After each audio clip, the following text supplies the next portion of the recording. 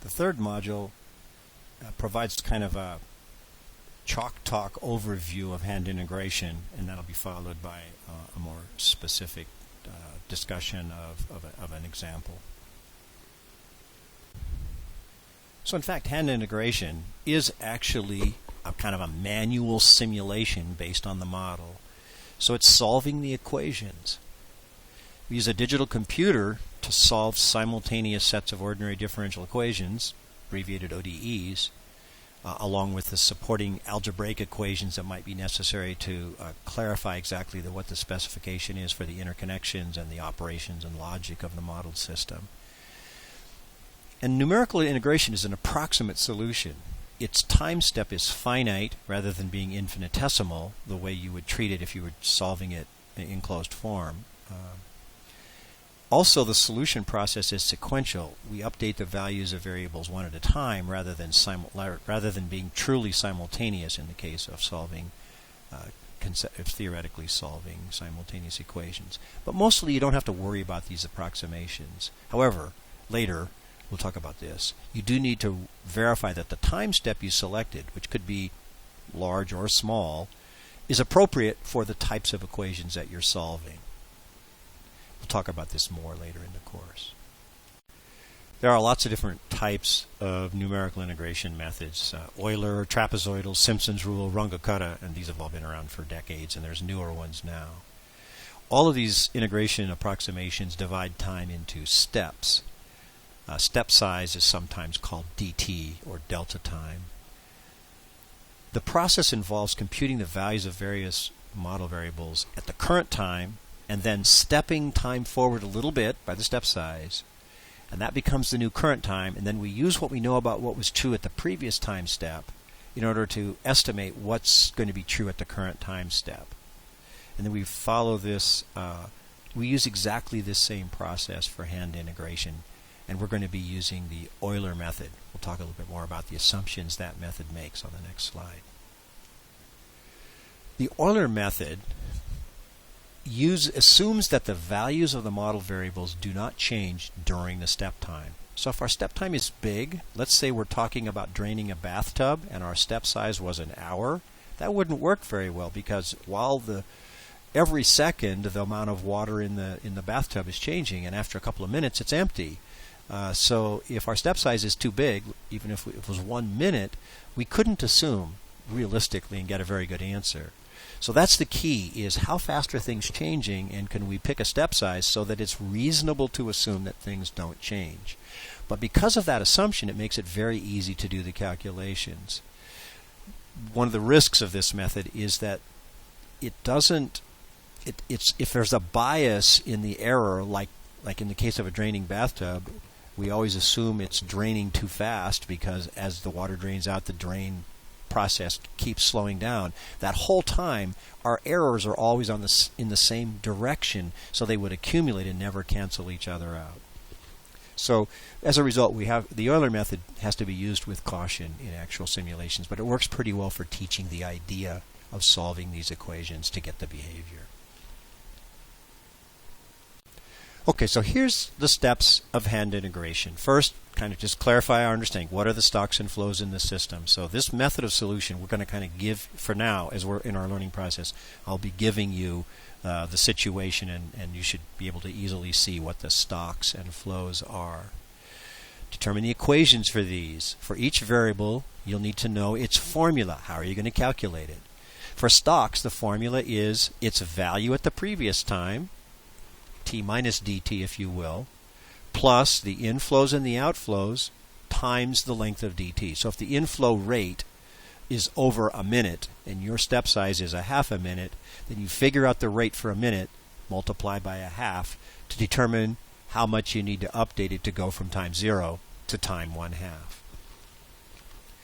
For flows and auxiliary variables, the formula will utilize the values at time t of the other model elements at that same time, stocks and auxiliary variables. For example, let's consider a storage tank, which we'll call X, connected by a flow to another storage tank we'll call Y. The rate of flow at any given time from X to Y is 10%, that's a parameter, times the amount of water in tank, x. So the amount of water at time t, let's look at notation for a second, and each storage is called x parentheses t, y parentheses t, and at time t minus dt would be denoted t parentheses x minus dt, or x at t minus dt, and y parentheses t minus dt. This is not to be confused with a or x multiplied by dt. Some people might prefer the notation where we make it subscripts, x subscript t minus dt, which would be equivalent to x parentheses t minus dt. However, it's just so much easier working with text and everything not to have to worry about those subscripts. So just be aware of the notation a little bit. Okay, now in this particular example, the flow at time t, the amount of water flowing from x to y during the time interval t minus dt to t, assumed to be constant per our Euler assumption, equals the parameter times the value of x at time t, equals 0.1 in this case, or 10%, times x of t.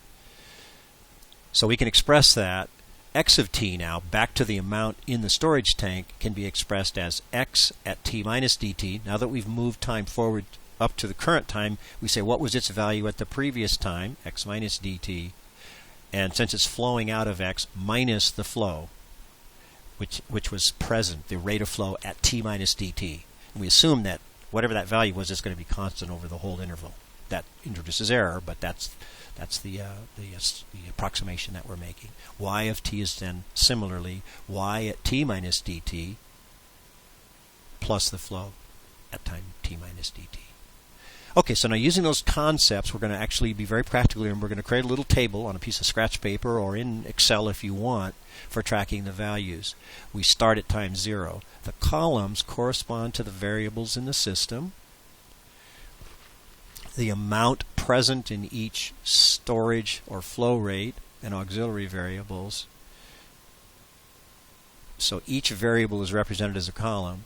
And although we don't have to put constants in, if it helps us keep track of the equations, we can go ahead and put a constant in, and we'll just put a little line down there that says it's the same value at all times. Above each column will indicate the formula for the value of this particular variable at a given time. It's formula from the previous step, actually. Each row corresponds to a discrete value of time, typically 0, 1, 2, 3. When doing hand integration, we almost always, for this purpose, use dt equals 1. But if things are changing pretty fast, based on the basic unit of time, we might have to make dt smaller, even in hand integration. And certainly when we use the computer, we will very often use a much smaller dt to make the calculations more accurate. Here's the weird thing. This is my invention, and I hope you can get used to the idea. I found it to be helpful. Divide each row into 2 sub-rows. The upper sub-row represents the state of the storages at the start of the interval that were of interest, from t minus dt to t. The lower sub-row is what happens to the rates on auxiliary variables during the interval, or during dt.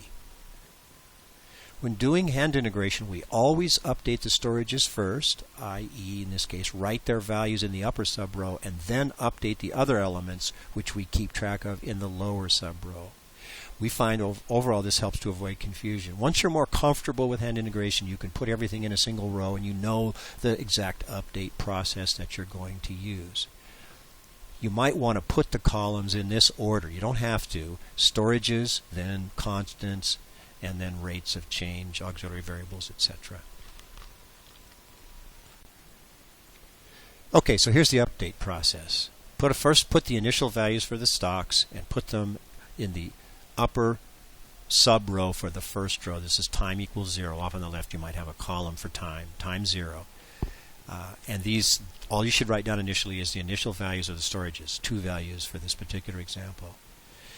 The initial values for the flows that depend on these stocks should be calculated then based on the values of those stocks, and then written, and constants that might be relevant, and then written on the second sub-row of the first overall row. Then mentally step forward. You're stepping forward one time unit. You've updated the first full row, and now using the appropriate flow values from the previous time step, update the value of each stock, its value may increase or decrease depending on whether the flow controls the inflow or the outflow. It said input output, I should have said flow here. Note that when a stock has both inflows and outflows, we compute the effects of each, as in step 6, and then we subtract the outflow from the inflow and use the total to calculate the updated value of the stock. We enter the updated stock values in the table, then we compute the flow values based on those updated stock values and enter those values into the table in the lower sub-row, return to step 6 and repeat. We continue this until we've reached the end of the time of interest. Very often, in a few time steps, you'll get an idea of the shape and you can see the pattern and maybe visualize the rest for the purposes of a qualitative understanding without necessarily having to compute every single step all the way to the last time point of interest.